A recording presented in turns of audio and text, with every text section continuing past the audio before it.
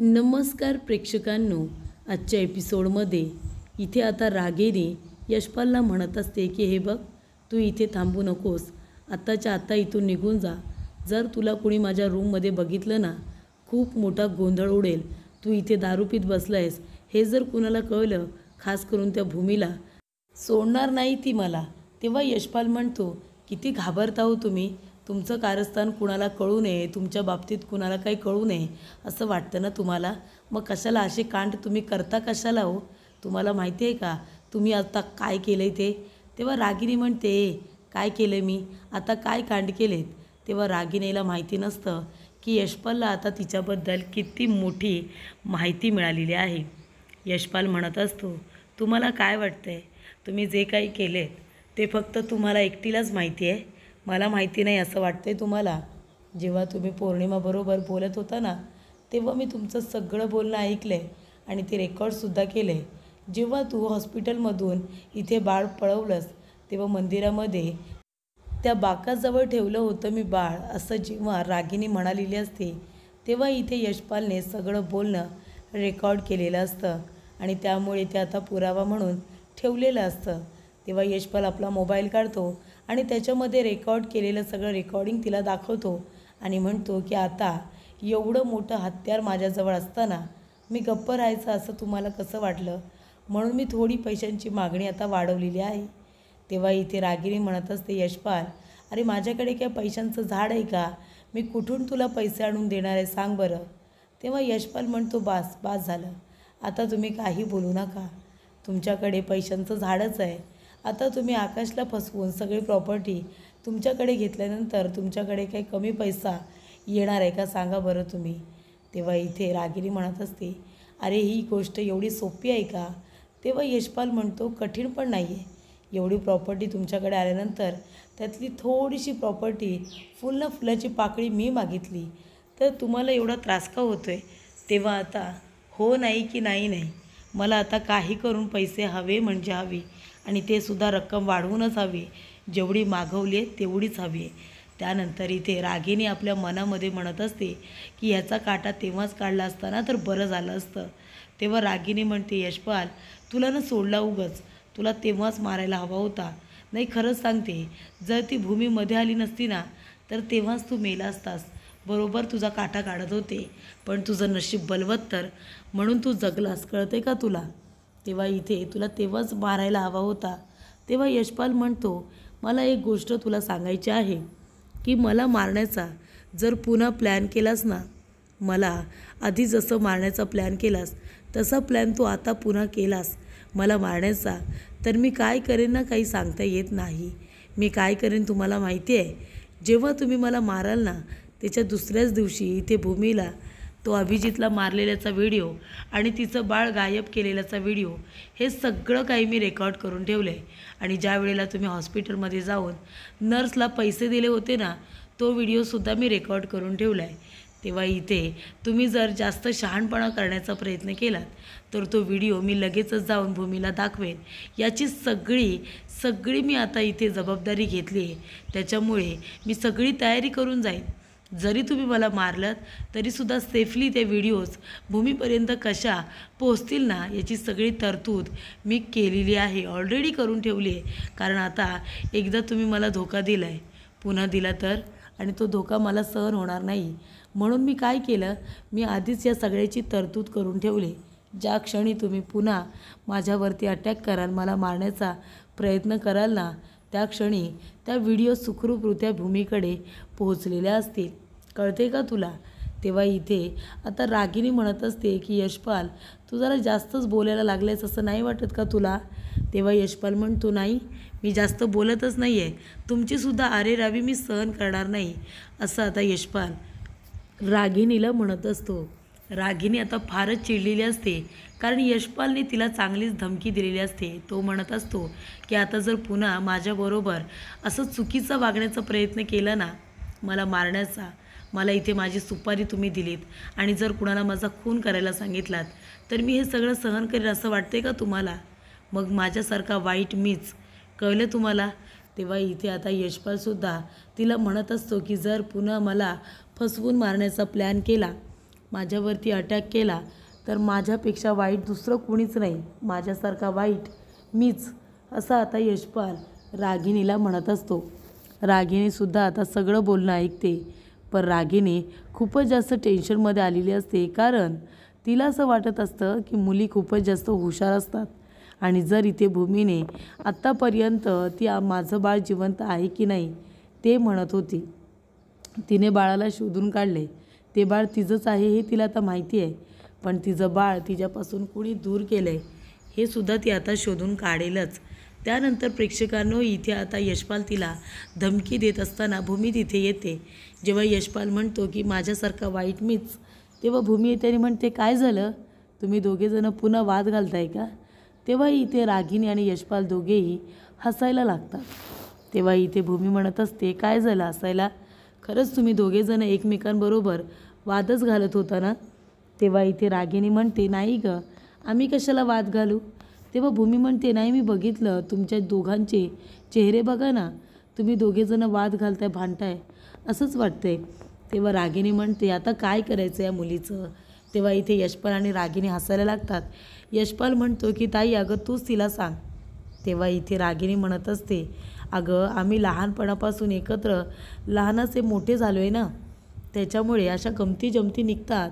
आणि जे तू शेवटचे शब्द ऐकलेस ना, अगं तो NGO चालवतो ना, NGO, मग तो अशी कामं तो करत असतो ना ज्याच्यामध्ये खूप लोक असतात जे त्याला अडथळा निर्माण करत असतात. पण मी सुद्धा काय ऐकतोय का? मी पण त्या सगळ्यांना बाजूला करत असतो. तेव्हा इथे यशपाल म्हणतो की घ्या रागिणी ताई घ्या. तेव्हा रागिणी म्हणते, गप्प बसा तू यशपाल, जास्त बोलायचं काम नाही, आणि हे काय देतोयस मला प्यायला? तेव्हा इथे यशपाल म्हणत असतो, काय म्हणजे काय? अगं सरबत आहे. तेव्हा इथे आता रागिणी म्हणत असते, सरबत आहे, कळतंय ते मला काय, गप्प बस आता आणि आत्ताच्या आता इथून निघून जा. तेव्हा इकडे आता लगेच तो तिला म्हणतो, तुला काय वाटलं रागिणी ताई, यशपालला तू जायला सांगितलंस, यशपाल लगेच जाईल का? तुझी जशी गँग आहे ना गँग, तशी माझीसुद्धा अगं छोटीशी गँग आहे. जर तू पुन्हा कधी मला मारण्याचा प्रयत्न केलास तर मात्र मी तुला सहजासहजी सोडणार नाही. मग ह्या व्हिडिओज आता गेल्याच भूमीकडे म्हणून समजा. तेव्हा इथे एवढी मोठी धमकी दिल्यानंतरसुद्धा रागिणी भूमीसमोर हसायचं नाटक करत असते. रागिणी म्हणत असते, अगं आम्ही गंमत जम्मत करतोय गं, एकमेकांची खिल्ली उडवतोय, बाकी काही नाही. आणि तुला माहिती आहे का, इथे यशपाल आता NGO वगैरे चालवतो ना, त्याच्यामुळे खूप लोक त्याला धमकी देतात. तेव्हा तो म्हणाला, जर पुन्हा मला कुणी नडलं तर मग माझ्यापेक्षा वाईट कुणीच नाही, असं तेव्हा तो म्हणाला आहे. असं आता इथे रागिणी भूमीला सांगत असते. भूमी म्हणत असते, बरं ठीक आहे, तुमच्याकडे बघून मला असं वाटलं की तुम्ही दोघेजणं काय भांडताय की काय, इथे यशपाल काका तुम्हाला धमकवतायत की काय, असं मला वाटत होतं. तेव्हा इथे रागिणी म्हणते, जाऊ दे गं, आमचं जाऊ दे, तू इथे कशाला आलीस ते सांग. तेव्हा प्रेक्षकांनो, इथे आता भूमी म्हणत असते की आकाशने विचारायला सांगितले, तुम्ही जेवणानंतरच्या गोळ्या घेतल्यात का, तेच विचारायला आले होते, बाकी काही नाही. तेव्हा इथे रागिणी म्हणते, हो ग भूमी हो, घेतल्या मी गोळ्या घेतल्या, तू नको काळजी करू, जा बरं तू आता, तू सुद्धा जाऊन शांतपणे झोप. तेव्हा इथे प्रेक्षकांनो, आता भूमी लगेचच तिथून निघून जाते. पण भूमीला एक गोष्ट नक्की कळलेली असते, आणि ती म्हणजे की इथे यशपालला रागिणी खरोखर घाबरते. कारण का, इथे यशपाल नेहमी तिला धमकी देत असतो आणि ती ऐकत असते असं आता भूमीला वाटत असतं. त्यानंतर इथे प्रेक्षकांनो, भूमी आता बघून आल्यानंतर तिला मनू विचारते, काय गं ताई काय झालं? तेव्हा भूमी म्हणत असते, अगं तू यशपाल आहे ना, तो धमकी देत होता आत्यांना आणि आत्या त्याचं बोलणं ऐकत होत्या. तुला माहिती आहे, जेव्हा इथे आकाश बोलत होतं ना त्यांच्याबरोबर, तेव्हा ते दारू प्यायले होते, तेव्हासुद्धा ते असेच बोलत होते की रागिणी आत्या मला घाबरते म्हणून, कारण तिचं खूप मोठं सिक्रेट आहे ना, ते त्यांच्याकडे आहे. तेव्हा ते काय सिक्रेट आहे ते मला काही कळत नाही आहे. इथे आता अचानकपणे यशपाल काकांवरती हल्ला होणं, त्याच्यात जर त्यांचा जीव गेला असता तर. तेव्हा इथे भूमी म्हणते, तुला काय वाटतं मनू, या सगळ्याचा एकमेकांशी काही संबंध असेल का? तेव्हा इथे आता लगेचच मनू म्हणत असते की ताई तुला काय वाटतं, या सगळ्याचा जर एकमेकांशी काही संबंध असेल तर ते शोधून काढायला हवं ना. तेव्हा भूमी म्हणते, ते शोधून काढल्याशिवाय मी काही आता स्वस्थ बसणार नाही आहे. यशपाल काका नक्की इथे का आलेत ते मला आधी शोधून काढायचं आहे. तेव्हा मनू म्हणते, ताई तू काय काय इथे हँडल करणार, तुला आईंवरती पण लक्ष द्यायचं आहे, त्या नर्सलासुद्धा शोधायचं आहे आणि यशपाल काकासुद्धा इथे का आलेत हे सुद्धा तुला शोधून काढायचं आहे, एकटी तू हे सगळं कसं करशील. तेव्हा भूमी म्हणत असते की मनू, आपली जर इच्छाशक्ती इथे खूपच जास्त मोठी असेल ना तर आपण काहीही करू शकतो आणि मलासुद्धा आता तेच करणार आहे. त्या नर्सचा पत्ता कसा शोधून काढायचा आहे ना ते मला बरोबर माहिती आहे. तेव्हा इथे प्रेक्षकांनो आता भूमी कुठे येते, त्या नर्सचा नवरा ज्या सरकारी हॉस्पिटलमध्ये काम करत होता ना त्या ठिकाणी आता भूमी आलेली असते. तेव्हा इथे भूमी म्हणत असते की दादा, मला थोडी माहिती हवी होती, तुम्ही या माणसाला बघितलेत का. तेव्हा पहिली 2 माणसं म्हणतात की नाही बघितलं आहे. तेव्हा तिथे एक वॉर्डबॉय येतो, त्याला भूमी विचारते की दादा तुम्ही या माणसाला बघितलेत का. तेव्हा तो म्हणतो, हो हा माणूस तर इथे याच हॉस्पिटलमध्ये काम करत होता, ते सुद्धा माझ्याबरोबरच काम करत होता. तेव्हा इथे भूमी म्हणते, हो का, पण आता सध्या ते कुठे असतात तुम्हाला काही माहिती आहे. तेव्हा तो म्हणतो, नाही आता सध्या ते लोक कुठे असतात काय करतात मला काहीच माहिती नाही आहे, कारण का त्याने जॉब आता सोडून दिला आहे. तेव्हा इथे आता भूमी म्हणत असते की हे बघा दादा, नाही म्हणू नका, तुम्हाला त्याच्याबद्दल काहीही माहिती असेल ना, अगदी काहीही, तुम्ही प्लीज मला सांगा, माझ्यापासून काही लपू नका, या माणसाला शोधणं माझ्यासाठी खरंच खूप महत्त्वाचं आहे. तेव्हा तो माणूस म्हणतो, पण मी खरंच सांगतो आहे, मला नाही माहिती ते लोक कुठे राहतात, पण ते लोक आधीच्या ॲड्रेसवरती राहत नाही हे मला माहिती आहे.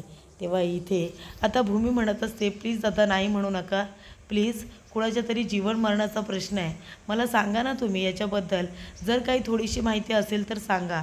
तेव्हा तो म्हणतो, पण तुम्हाला ही माहिती जाणून का घ्यायची आहे. तेव्हा भूमी आता तिच्याबरोबर डिलिव्हरीच्या दरम्यान जे जे काही घडलं होतं ते सगळं ती आता त्या दादांना सांगते. तेव्हा ते म्हणतात, पण ही पोलीस केस दिसते, पोलीस केस आहे त्याच्यामुळे मी काही बोलू शकत नाही, उगाच आमच्यासुद्धा याच्यामध्ये फेऱ्या लागतील, मला आता इथे उभंसुद्धा राहायचं नाही, मी जातो मॅडम, मला या सगळ्यात आता पडायचं नाही आहे. तेव्हा भूमी म्हणते, दादा असं काय करताय तुम्ही, प्लीज सांगा ना काही माहिती असेल तर, मी तुमच्या बहिणीसारखी आहे हो, मग आता तरी मला नाही का सांगणार. हे बघा माझं बाळ माझ्यासाठी खूप महत्त्वाचं आहे. तेव्हा नाही म्हणू नका. तरीसुद्धा दादा तिथून निघून जातात आणि थोड्या वेळाने परत येतात. तेव्हा भूमी त्यांना बघून खूपच जास्त खुश होते. तेव्हा ते दादा म्हणतात, पण एक गोष्ट लक्षात ठेवा, या प्रकरणामध्ये माझं नाव कुठेही येता कामा नये. तेव्हा भूमी म्हणते, दादा नाही येणार, मी तुम्हाला प्रॉमिस करते. त्यामुळे प्रेक्षकांनो इथे आता दादा म्हणत असतात की हे बघा, हा माणूस आहे ना इथे आता जॉबला तर नाही आहे, पण हॉस्पिटलच्या मागे ना एक अड्डा आहे, अड्डा, त्या जंगलामध्ये ना त्या अड्ड्यामध्ये तिथे ड्रग्ज घेण्यासाठी तो नेहमी येत असतो. तो ड्रग्ज घेतो ना, तो ड्रग्ज घेण्यासाठी नेहमी त्या ठिकाणी येत असतो, तो आतासुद्धा येईल. तेव्हा इथे भूमीला आता त्याने ही माहिती दिल्यानंतर भूमी म्हणते, दादा थँक्यू सो मच. तेव्हा ते म्हणतात, फक्त माझं नाव कुठे येतं कामा नये. तेव्हा भूमी म्हणते, मी पर्सनल लेवलवरती इथे शो सुरू केला आहे, तुमचं नाव कुठे येणार नाही, तुम्ही अजिबात काळजी करू नका. तेव्हा इकडे दादा म्हणतात, ठीक आहे. तर इथे आता पोलीस प्रकरण नको म्हणून माणसं बोलायला घाबरतात, पण इथे दादाने थोडंसं धाडस करत आता सगळं काही इथे भूमीला सत्य सांगितलेलं असतं. तेव्हा भूमीला कळतं, अच्छा म्हणजे तो माणूस सरकारी हॉस्पिटलमध्ये काम करत होता हे नक्की झालेलं आहे, आणि जर त्याला रंगेहात पकडायचा असेल तर तो हॉस्पिटलच्या मागच्या बाजूला जो तिथे आता एक अड्डा आहे त्याच्यावरती तो ड्रग्ज प्यायला येतो, ही बातमी खरी आता कळलेली असते. त्याचबरोबर प्रेक्षकांनो इथे रागिनी आणि पौर्णिमा दोघीजणी अमोलीच्या घरी आलेले असतात. तेव्हा इकडे आता पौर्णिमा म्हणत असते, आई अहो तुम्ही नेहमी मला एकटीलाच पाठवता ना, मग आज तुम्ही कशा माझ्याबरोबर आलात. तेव्हा इथे रागिनी म्हणत असते, कारण आजचा दिवस आहे ना खूपच जास्त महत्त्वाचा दिवस आहे, तुला माहिती आहे का आज काय आहे. तेव्हा इथे रागिनी म्हणत असते, अगं पौर्णिमा आज आहे ना ती भूमी आहे ना, भूमी काय करेल काही सांगता येत नाही, म्हणून मी आधीच तयारीत आहे. म्हणजे आता इथे पहिली कधी गरज लागली नाही मला येण्याची, पण आता बाळाला मिळवण्यासाठी ती भूमी काही करू शकते, कितीही प्रयत्न करू शकते, कायद्याने ती ह्या मुलीला आपलंसं करू शकते. जेव्हा तिला कळलं की हे बाळ तिचं आहे तेव्हा ती कशी रिॲक्ट झाली होती माहिती आहे ना. तेव्हा इथे आता पौर्णिमा म्हणत असते, हो मला माहिती आहे सगळं, म्हणूनच तुम्ही इथे आलात ना. तेव्हा इथे आत्तापर्यंत एकटी येऊन तू सिच्युएशन सांभाळत होतीस, पण आता माझी गरज लागणार आहे. काही झालं ना तरीसुद्धा भूमी कायद्याने बाळाला अमोलीपासून दूर करू शकते. तेव्हा आता आपल्याला इथे भूमी आणि तिच्या बाळाला एकमेकांपासून वेगळं ठेवायचं आहे, आणि त्यासाठीच मला इथे आता अमोलीला भेटायचं आहे. अमोलीलासुद्धा इथे आपल्याला खूपच जास्त कणखर करावं लागणार आहे. त्यानंतर इथे आता रागिनी म्हणते की भूमीचा प्लॅन मला आधीच कळला होता. ती काही सहजासहजी मला जगू देणार नाही आहे. ती माझा पाठलाग करणारच. ती हॉस्पिटलला जाणारच चौकशी करण्यासाठी. आणि म्हणूनच मी आता एक प्लॅन केला आहे. भूमी आता तिकडे शोधाशोध करते ना, तर मी तिथेसुद्धा माझा माणूस कामाला लावला आहे. आणि इथे मी तुझ्याबरोबर आली आहे. ह्या मुलीचा ब्रेन वॉश तू आत्तापर्यंत करत राहिलीस, पण यापुढेसुद्धा आपल्याला तिचा ब्रेन वॉश करत राहणं गरजेचं वाटतं आहे. त्यामुळे इथे आता रागिनी म्हणत असते की बरं वाटते, मला खूपच जास्त बरं वाटते, कारण तिच्या डोक्याचा मसाज होत असतो. त्यामुळे इथे आता गायकवाड सरांना भूमीने सगळी हकीकत सांगितलेली असते. तेव्हा गायकवाड सर म्हणतात, पण हे कसं शक्य आहे ना, आपण त्या माणसाकडून स्टेटमेंट आधीसुद्धा घेतलं होतं. त्यानंतर आतासुद्धा त्याने हे स्टेटमेंट दिले की याने काही नाही केले असं त्याचं म्हणणं आहे, त्याला काही माहिती नाही असं म्हणणं आहे. तेव्हा आता ज्या ठिकाणी तो ड्रग्ज घेण्यासाठी आता नर्सचा नवरा येत असतो त्या ठिकाणी धाड टाकलेली असते आणि तिथे एका मुलाला पकडलेलं असतं. तो इकडे आता तो धंदा पूर्णपणे चालवत असतो. तेव्हा इथे गायकवाड सर म्हणतात, बेकायदेशीरित्या ड्रग्ज देणं हा नियम काढलेला आहे. सांग आत्ताच्या आत्ता, लवकरात लवकर सांग. गायकवाड सर विचारत असतात की हा माणूस तिथे आला होता का? नर्सच्या नवऱ्याचा फोटो दाखवला जातो. या माणसाला बघितलं का? तेव्हा तो म्हणतो, हो साहेब, हा माणूस आहे ना अधूनमधून येत होता, पण आता बरेच दिवस झाले तो येत नाही अड्ड्यावरती. त्याने आहे ना एकदाच इथे ड्रगची पावडर खरेदी केली आणि तो निघून गेला. 10 दिवस झाले तो इथे अड्ड्यावरती आलेला नाही आहे. पण मी काही नाही केले साहेब, प्लीज मला माफ करा. तेव्हा इकडे आता गायकवाड सर म्हणत असतात, अरे बेकायदेशीरित्या इथे आता तू धंदा करतोस, ड्रग्ज वगैरे विकतोस, लाज नाही वाटत तुला हे सगळं करताना? तुला माहिती आहे या नादाला लागून कितीतरी मुलं इथे बिघडतात, त्यांचं आयुष्य उद्ध्वस्त होतं, कळत नाही का तुला? चल याला आत्ताच्या आता अरेस्ट करा असं सांगितलं जातं. तेव्हा भूमी म्हणत असते, मला कळत नाही की अचानकपणे एवढी अशी पावडर घेऊन तो माणूस गेला कुठे असेल. तेव्हा तो मुलगा म्हणतो की ते लोक गुजरातला गेलेले आहेत. गुजरातला ते सगळेजण आता गुजरातला गेलेत, त्याची बायको आणि तो, दोघेही जण. तेव्हा इथे आता हे काम मुद्दामून झालेलं असतं, ते संत्याने केलेलं असतं. रागिनी इथे संत्याला फोन करते आणि विचारते, झालं का काम? तेव्हा संत्या म्हणतो, हो मॅडम, काम झाले. तुम्ही मला ज्या पद्धतीने कामाला लावलं होतं तेव्हाच मी माझं काम सुरू केलं होतं. जेव्हा भूमीला त्या मुलाने सांगितलं की तो मागच्या अड्ड्यावरती ड्रग्ज घ्यायला येतो, तेव्हाच मी त्या मुलाला तिथे, खोट्या मुलाला उभं केलं. त्याला इथे पकडलं गेलं आणि हॉस्पिटलमध्ये न नेता त्याला आणलं कुठं, तर पोलीस स्टेशनमध्ये चौकशीसाठी आणलेलं असतं. आणि त्याला विचारणा होते की या माणसाला बघितलं का? तेव्हा तो म्हणतो की नाही, मी याला आधी बघितलं होतं, पण आता तो इथे नाही आहे. कारण का? तो कुठे गेला आहे? कामानिमित्त बाहेर गेलेला आहे. तेव्हा इथे संत्याने सांगितलेलं असतं की आपल्या खोटाडे माणसाने सांगितलं आहे की तो नर्सचा नवरा आता गुजरातला गेला आहे म्हणून, त्याच्यामुळे त्याचा शोध आता होईल की नाही काही माहिती नाही. तेव्हा इथे रागिनी म्हणत असते, वा संत्या वा, मी बोलते त्या बबल्याला की तू एका चांगल्या माणसाची निवड करून दिलीस म्हणून मला. खरंच तू कामाचा माणूस आहेस. बरं झालं तू ही माहिती मला दिलीस. त्या भूमीचं नक्की काय चाललं आहे ना ते तरी मला आता कळलं. त्यानंतर इथे संत्या म्हणत असतो की मॅडम ठेवू का फोन? तेव्हा रागिनी म्हणते, हो ठेव, पण सांगितल्याप्रमाणे त्या भूमीच्या मागावरती राहायचा. तेव्हा तो म्हणतो, हो मॅडम, तुम्ही अजिबात काळजी करू नका, मी त्यांच्या मागावरतीच आहे. तेव्हा इथे आता भूमीला माहिती असतं याचे डावपेच, रागिनीचे डावपेच माहिती असतात. ती काहीही करू शकते, ती कधीही बाजी पलटू शकते, हे बरोबर आता सगळ्यांना माहिती झालेलं असतं. त्यामुळे सगळेजण जरा सावधानच असतात. तिच्याजवळ जाण्याचा कुणीही काहीही प्रयत्न करत नसतं. त्यानंतर इथे आता रागिनी म्हणत असते की संत्या, तू जर असंच काम करत राहिलंस ना तर मी तुला कायमस्वरूपी इथेच ठेवून घेईन, कळते का तुला? तेव्हा संत्या म्हणतो, हो मॅडम ठीक आहे. त्यानंतर रागिनीला फार आनंद झालेला असतो, कारण का इथे आता संत्याने महत्त्वाचं काम केलेलं असतं. नर्स आणि तिचा नवरा गुजरातला गेलेत असे पुरावे आता सादर केलेले असतात. कोर्टामध्ये सुद्धा करायचे असतात आणि हॉस्पिटलमध्ये सुद्धा करायचे असतात. अशा रीतीने इथे आता रागिनी म्हणत असते की भूमी, मी तुझ्या नेहमी एक पाऊल पुढेच असते ग. तर पुढील भागामध्ये आपण बघूया, क्षितिजाचा वाढदिवस असतो. त्यानिमित्ताने भूमी आणि आकाश दोघेजण केक कट करत असतात. भूमी म्हणत असते की क्षितिजा आपल्या जवळ नसली म्हणून काय झालं, आपण तिचे आईवडील आहोत ना, आपण तिचा वाढदिवस अगदी व्यवस्थित सेलिब्रेट करूया, असं आता भूमीचं म्हणणं असतं. तेव्हा गायकवाड सर म्हणत असतात, चला चला इथे आता सेलिब्रेशन होणार आहे. तेव्हा इथे भूमीने सांगितल्यानंतर आकाश म्हणतो की नक्कीच आपण केक आणूया आणि केक कट करूया, आपल्या बाळाचा वाढदिवस आपण साजरा करूया.